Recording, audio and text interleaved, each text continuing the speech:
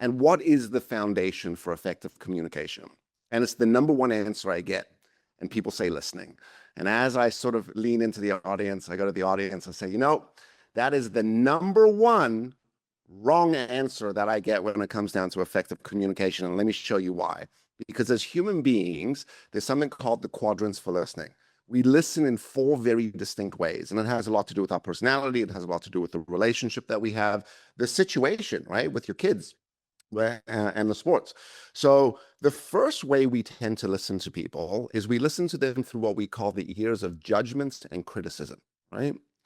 So I'm a speed demon on the road. I get pulled over and I get, speeding tickets all the time. And I came home one day and I looked at my wife, I'm like, babe, I just got hammered for the speeding ticket. And before I finished the sentence, she was like, I'm not surprised you don't get more. She was like, you drive like a fucking lunatic, right? You should be pulled over more, right? And what happens when we fall into these modes of listening, what it actually ends up doing is it ends up shutting the other person down. So one of the things we can understand about us as human beings, and it goes into the whole concept of blame, is that as human beings, we build a lot of stuff. As males, we've learned to internalize, compartmentalize, to sort of shove all that emotion down, that stress down, right? We get home, spouse says, how was your day? We say, fine, right? Hey, what happened to the meeting? Don't want to talk about it, right? Hey, what happened with that conversation? Fuck it, I don't want to get into it, right? And what we end up doing is we end up sort of building. And that becomes part of what we call the loading the gun for blame, right? Because we're so filled with the stress and emotion that eventually it's got to come out. So when we tend to listen to people, we tend to listen to them through the ears of judgment and criticism. And that's not what you were doing with your kids when they hurt themselves, right?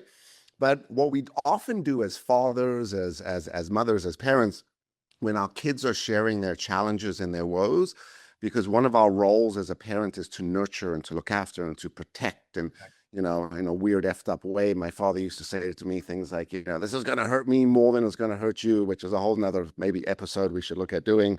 But the second way we tend to listen to people is we listen to them through the ears of minimization. We minimize things, right? So you're in the car, you're driving home with your son, they've just lost the game, right? And they're like, oh man, Dad, that was really tough today. And man, that other team was really, really fast and they were intense and they're much better, right? And man, I'm a little depressed and I'm feeling a little beat up and I don't know if I want to continue. And you go, don't worry, son, it's just a game. And in your effort to take that pain away, in the effort to sort of rationalize things, we end up minimizing not the situation, we actually end up minimizing the human being, their entire experience around that. Now, what you did was a little bit of what we call the mechanic. So guys, we call you mechanics, and ladies, we call you advice monsters, right? Kid comes along or kid breaks their ankle, and the first thing we move into is problem solving. What were the field conditions like? Maybe we need to do this, right? With the shoes tied a little to this. We do this a lot as leaders as well. So someone rolls into your office and they've got a problem. And before they've even finished the sentence, you're like, all right, here's what you got to do, right? Your buddy calls you up and says, man, I'm having a tough time in my relationship, or I've got a tough time in my business. And you go, okay, here's what you got to do. Here's the blueprint. Here's the process. Here's the thing you got to follow. And again, it's not that we shouldn't problem solve. It's not that we shouldn't criticize and judge. It's not that we shouldn't minimize. What we tend to do as people when it comes down to communication is we just do that too early, right? And the final way we tend to listen to people is we listen to them through the ears of interruption. And the way we interrupt people is sometimes we criticize and judge them, minimize, and problem solve. So it looks like with your son, is you go, wow, listen, man, maybe there was a problem with the field and the grass and the conditions, and don't worry, it's just a game, and your bones heal and you'll be fine, and it's okay. And here's what we're gonna do next time, all right? So next time we're gonna tie the shoes, we're gonna right? And your kid looks at you and he's like, I didn't ask you for any of this. He was like, thanks so much for listening, Dad. Right? And we do it with our spouses and we do it with our colleagues and our clients. And, we even do it with complete strangers. I mean, I'm on a plane every 3.5 minutes. And, I find myself sometimes, because people love to what we call emotionally vomit. Like you're sitting next to a stranger, right? And you make the famous mistake of being, oh, hello, how are you? Oh, this is the first time to Costa Rica. And then the whole life story comes out, right? And in your exercise to sometimes specifically doing what we do, which is coaching and training and facilitation, we could fall into that problem solving a little too quickly. So the success to listening, it's a super simple rule. right? We call it shut the F up.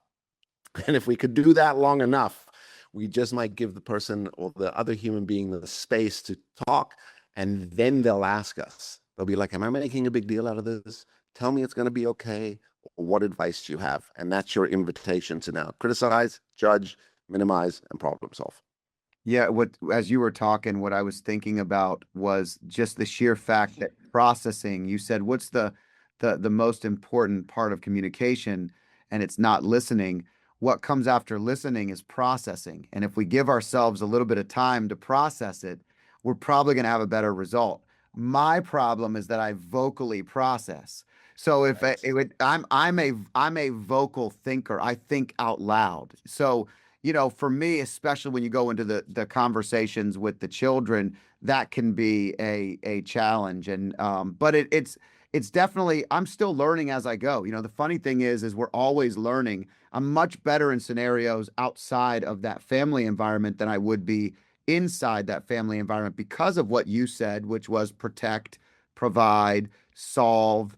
That's just you're going from that role, and it goes from like the Neanderthal version of it to Right. the sophisticated version where they're sophisticated beings and you've got to amplify the level that you're working at. But it's a great reminder, and I love the one about your wife too, because that happens in every marriage, in every relationship where we don't even let them finish and we're already on it each other before the other has a chance to finish the sentence. Yeah. And by the way, I do it to my wife. I mean, I teach this stuff and she'll come home and, she's in sales and she was telling me a story the other day, right? And a little bit of a challenge with her boss in sales and stuff like this. And, the whole conversation of staying in your own lane. And she didn't even finish the sentence. And I'm like, you've been here before and this is what you do. And, you got to stay in your own lane. She's looking at me. She's like, listen, like you teach this shit for a living. Like, can you just kind of practice it with me a little bit? And I'm like, yeah. So even the best of us, we still need to practice it. And we might argue it takes us a lifetime to become a master at this stuff. So people need to give themselves a little bit of leeway and runway to kind of mess it up. And also that's where my company comes in. Our purpose-driven statement became making humans better humans. And what that really means is today I messed it up, but tomorrow I could be better because tomorrow I could maybe operate with a little more consciousness. I could operate with a little bit of like, okay, I know what not to do.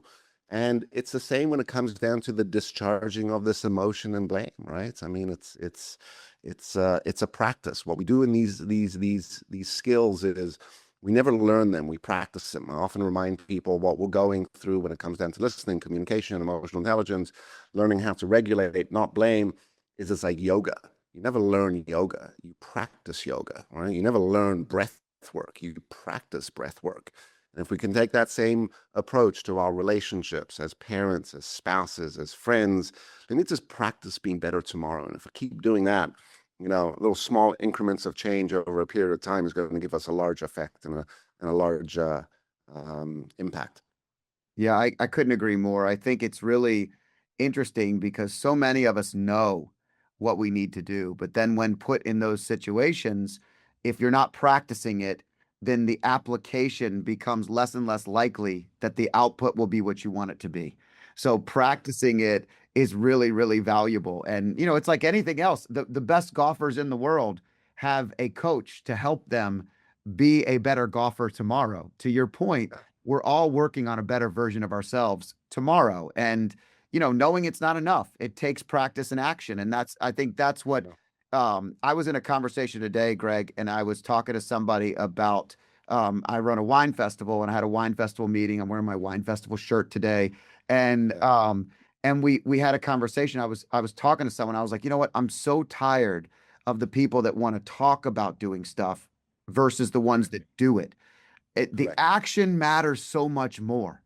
It's that Correct. don't just tell me all the things you want to accomplish, all the good ideas you have. What are we going to do about it? And what you learn is there are so many times where you run a big event, 7, 8,000 people come out to it, takes hundreds of volunteers. The reality is less than 20% of the organization runs the entire organization, and the rest of them talk about it. And so everything requires practice, but practice also brings out doers. And I love doers. Yeah. I get Yeah. excited about doers. Yeah, yeah. You know, being in the industry for as long as I have, and this has become a theme where I talk a lot about this in the training and coaching. The biggest failure with our industry, the personal development industry, the personal growth, the learning, the podcast, the training programs, the coaches, is people get caught up in the exercise of just doing the program, right? Come in and it becomes like a badge of honor or like a checkbox thing, right? Which is I did the program. And I often sort of turn back to people and I go, that's not the exercise. In fact, the program or listening to the podcast or reading the book, that's the vacation, right? That's you sitting in an all-inclusive with some drinks in your hand, and your biggest decision is should I flip over or should I eat again? The truest work comes when we finish that program, finish that book, finish listening to that podcast, and is what we action. And when you look at the entire world of personal growth and development, it's not complicated, right? But as human beings, we like to complicate things, right? We're always thinking, oh, there's got to be something else. There's got to be some sort of secret process I got to follow. No, it all boils back down to the most simplistic tools and processes. And if we could lean into that, and you look at, pro athletes, right? I mean, Kobe Bryant was like famous for this stuff, right? Michael Jordan was famous for this stuff. And he just keeps shooting those threes. Tiger Woods, right? He would get out and he would hit 1,000 golf balls. He's not learning how to hit the golf ball. He is just practicing and repeating that same swing over and over and over again. Yeah, it's interesting. I have always loved the game more than the process. If I were going to the fundamental way I'm made, I've loved the result in the game more than the process. But the more successful that I've become in life, the more I've learned to follow the process and to fall in love with the process, and the result will be the end. I was talking about my sons, and I was one of my sons is an incremental grower. And what I mean by that is he's not worried about the result. I'm more worried about the result than he's worried about the result because he's doing all the Right. right things. He's fully in love with the process. And I watch that and I learn from it. But I do appreciate that. But fundamentally, going back to and a lot of people like us do what we do because we have worked on changing that core that we started with, and we just continue to want to fix it. It's like, the car that you're driving can go just a little bit faster, so you get a ticket Right. just a little bit heavier next time. But you Right. want to tweak it and you want to tweak it. And so we just tweak it to the point where it gets to the point where if we don't share it with someone, we're not even helping anyone because we know enough about fixing ourselves that it's worth helping others do the same thing. So YouTube has this cool feature where they pick the next video for you, and it's right here on this screen. So I hope you enjoy this next video.